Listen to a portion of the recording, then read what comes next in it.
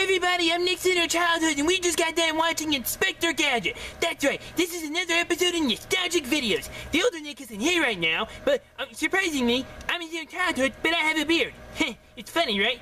Yeah, but we just got done watching my favorite movie, Inspector Gadget. That's right, Inspector Gadget with Matthew Broderick, the best ever Inspector Gadget. Hold on a minute.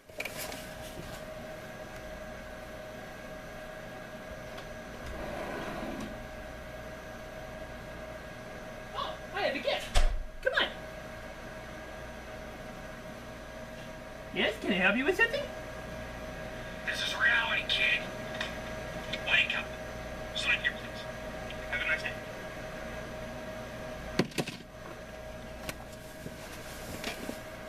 I just got smacked with reality. It killed my inner childhood. Matthew Broderick. You killed my childhood, man!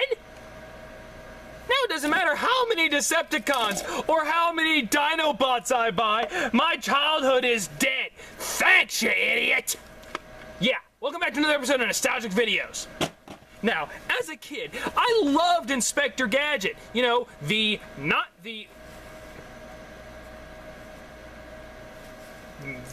one of the, either him or RoboCop came first. I don't know.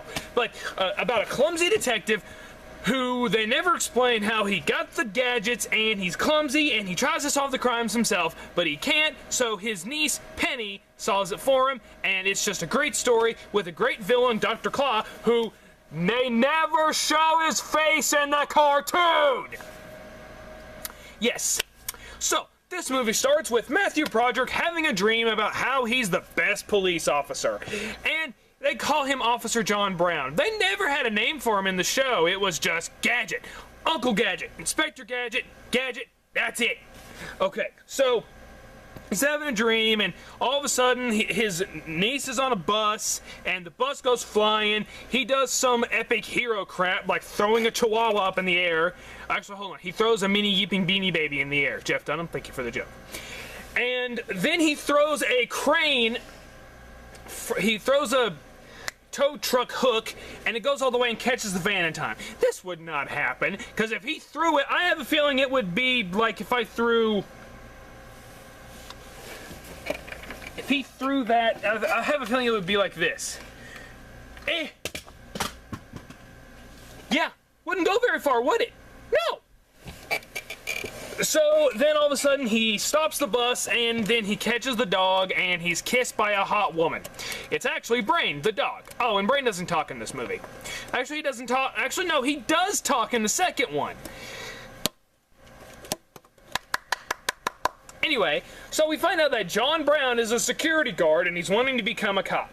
And, you know, Penny's like, hey, I want you to come down for Parent-Teacher Day. John's too embarrassed, and he's like, I don't want to embarrass you in front of all your friends. I know your dad, your lawyer, your friend's a lawyer, and your other friend's a dentist. I'm just a security guard. So she gives all some bullcrap about how it's not the head, it's the heart behind the badge, whatever. So then we're introduced to the love interest. Her name is Brenda. And she's developing the Gadget program. Yes. That's how they introduce Gadget in this movie, is it's part of a program, just like RoboCop. So, pretty much, she's doing an experiment, her dad is working on it with her, and they do some bullcrap about how it's by your heart, not the head, and he's able to move a foot. So then, Dr. Claw sends a gigantic van full of robot killers to steal the foot and kill the doctor. Oh, and here's something. Matthew Broderick is creepy as Gadget. I mean, good gosh, both him and Claw are creepy in this movie. I mean, like, he has a timer set to when he meets Brenda. He has it set. He's like, okay, let's go. He has it set. I'm like, dude, this is kind of creepy. This is kind of stalking. And he's also watching her on the security monitors. Dude, move on. Move on. Get a girlfriend. Wait, that's what you're trying to do. Stop! And then we also find out that when he discovers Dr. Claw... Oh, and by the way, they show Dr. Claw's face in this movie. Yes, On and off they show his face. In the sequel, they never showed his face. The only thing they showed was this. Just his bottom of the mouth. That's it.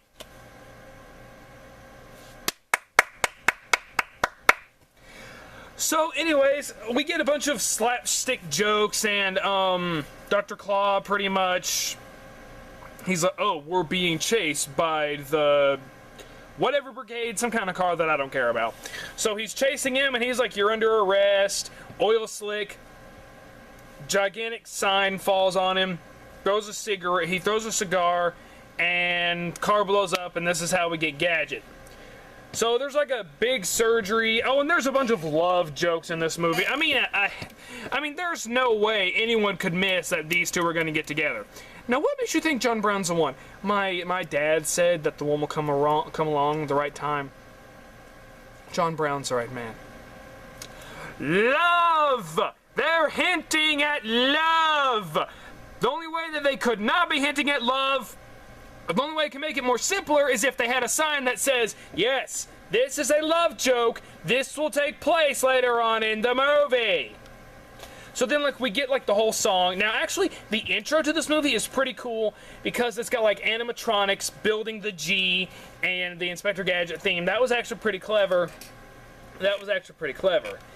Then we get an annoying character by the mayor who, I hate her. I just hated her. I hate her. So anyway, they basically do the whole entire thing, you know, like where he wakes up and he doesn't know how to work his body. And you think maybe there should have been some security guards watching. Because if not, I mean, for all we know, he could have murdered a hospital right before Heath Ledger pressed the button. Maybe that's what happened in The Dark Knight. Maybe that's what happened. When he presses the button, nothing happens, and he's like, it was Inspector Gadget going on a rampage by accident. That was it. Yeah. That was it. So then basically there's a bunch of sexual preferences in this movie. When she's like talking to him about like how his body works, she bends over to get his manual and he's like, ah, ah! I can't do a monkey, so that's the best you got. I'm sorry. And so like he looks at the manual, and this is like a humongous manual. And this scene I thought was hilarious. She's like, before we do anything else, your new wardrobe. And he looks at it, Matthew Broderick looks at it and he's like, the Gadget suit. Are you obsessed with Inspector Gadget, or are you the second Inspector Gadget? Has this been your long dream? Like, you know, you're like, Mommy, I want to be Inspector Gadget when I grow up. I'm gonna get in a car accident, and then I'm gonna fall in love, and then I'm gonna have a replacement who's gonna cause murder and mayhem, and then I'm gonna fall in love with a redhead, and then I'm not gonna be in the sequel, and she's not gonna be in the sequel. Mom, I'm gonna be Inspector Gadget.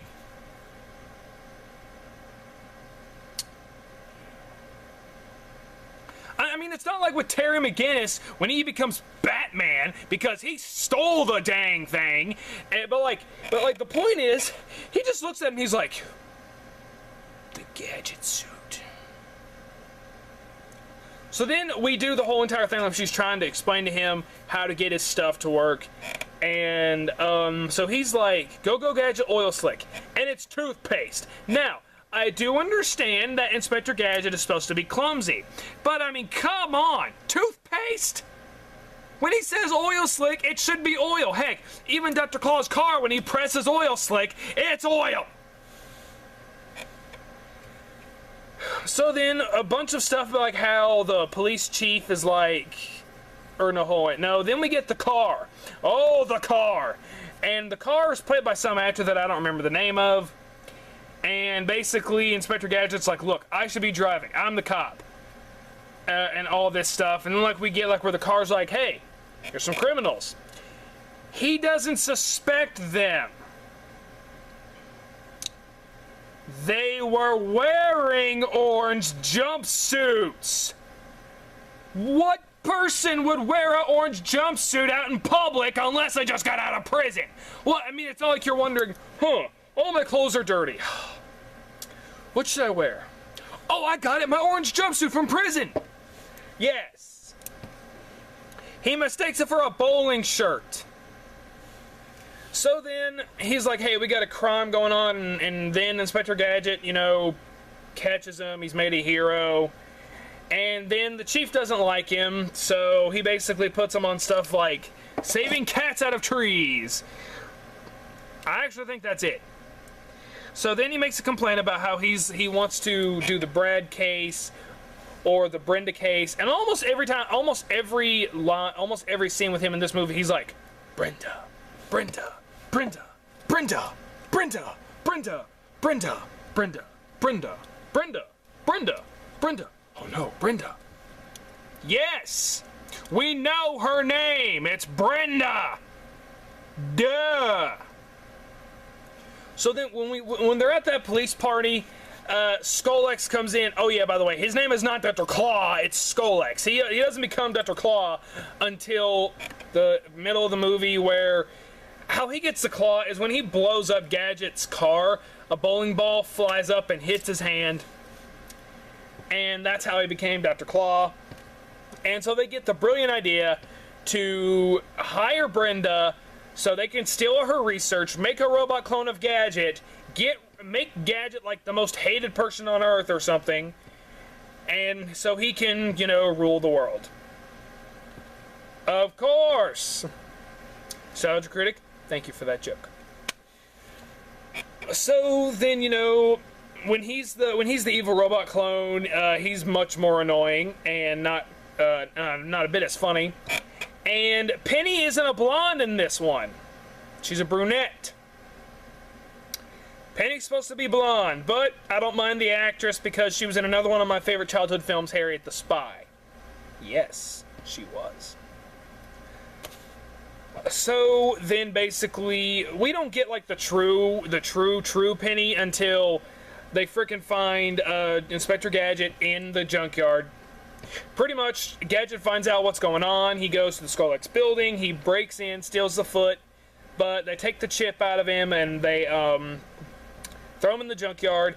And then they find him, and they said that the only thing that could run him was the chip, when actually it was love. Love is the purpose of this film. Woohoo! That and sexual preferences. Yeah. He has a daydream about her, and he's going like, ah, ah, ah, like a monkey. The sexual preference. Ah. So then we build up to the climax of when he finally uses the robo legs, and we get a fight between him and the fake Gadget, which it's boring and it's not funny. We get a lot of stuff like they hang from the top of a bridge, and he gets a phone call. The fake Gadget sends a tarantula up his leg. He pulls the head off of the fake Gadget and throws it into the river, and then he pulls up his pants. And then we get, the only thing I liked about this film was the helicopter hat, just because I thought that was cool. I love the helicopter hat. That was like my favorite thing with Inspector Gadget. And like he's chasing after Skolex. Skolex shoots him down, and Penny sneaks in, defwarts the villain. I don't think that's even a word. Brain goes after Dr. Claw's underpants. Mission accomplished. Now he'll feel the rubbing between his legs, and blood will bleed all over his inner thighs. It's happened. It sucks. It really does. So then, like, this was something that I actually did think was funny. And when my friend and I were watching this movie, the guy was like, they were trying to get him to control his new body, basically. And so he goes to this Chinese guy, or not this Chinese guy, but this inner peace guy or whatever. So he tells him, concentrate and focus on these balls. He focuses on balls, all right. He grabs the other guy's balls, and my friend was like, Nick, that's Jesus. I was like, really? But it turns out it wasn't. We were kids. We didn't know any better. But yeah, Inspector Gadget crushes this guy's balls. And you know, like Robin Williams, when he gets shot in the balls, he's like, ah! I'm in shot! This guy's like, turn it down! Ah! It's not a mouse! It's a monster! And so then, like, at the end of the movie, how he beats Dr. Claw is he takes a pin and he's like, oh, he takes apart a pen, and he's got Dr. Claw has Brenda handcuffed to the steering wheel or the joystick of the helicopter. This thing hits his little tiny red button on the claw, and it makes him rip the joystick. And this was what I was saying. Bull crap. Bull crap. A little tiny spring hits a big button with enough pressure from being shot out of midair, and just has the energy, or it was bounced off the right way out of the pin to bounce off the ceiling and hit. This was a little tiny spring, for goodness sake. So then, like, she decides the brilliant idea, jump on John's back, who is being hauled in very high off the ground. And I was like, yes, don't sit in the helicopter where you could possibly, I don't know, be safe. Get on Inspector Gadget's back and fall to your death. Which, unfortunately, they don't. He says, go Gadget this, go Gadget that, go Gadget this, go Gadget that, and then finally an umbrella. And then they fall in the river, they fall in the little water thingy. Dr. Claw falls into the car. And then we get another sexual joke where she's like, how's your whatever feeling? Oh, it's feeling fine. How's your whatever functioning? It's functioning fully. Boner joke. You know, for kids. So then, like, she's like, you have beautiful brown eyes or something, and then they kiss. Penny becomes the Penny that she is in the show. And then the movie ends with like a bunch of stuff like Sykes going to a Minion AA meeting. Where does this exist? I wish it existed, because I'd go to a meeting just to see what it's like. And Penny makes one of her gadgets, the wrist watch phone thingy, which we never actually see her scientific book, which was very helpful to her in the show. And then we get a music video, which I never watched because I didn't care. I was a kid. I didn't care. I had a childhood, and it killed mine. Matthew Broderick, stop making movies, or stop playing childhood icon movies. You sucked in Inspector Gadget, and you sucked in Godzilla. Which you can go on my YouTube page and find my review of Godzilla. Not the new one, the old one. But yeah, guys, this has been another episode of Nostalgic Videos. Thank you for being here for... Can we have a moment of silence for my inner childhood? Okay, so thank you for sticking around for another episode of Nostalgic Videos. Stay tuned for when I do Toy Story 2 and Inspector Gadget 2 with an actual good music video, the real Dr. Claw and the real Inspector Gadget. The way it should have been done before. I applaud to the guy who always looks like he's squinting at the sun from Home Alone 4. You are the true Inspector Gadget. I applaud you. Thank you for restoring my childhood. Now, if you'll excuse me, I'm gonna go bury this. You piece of garbage.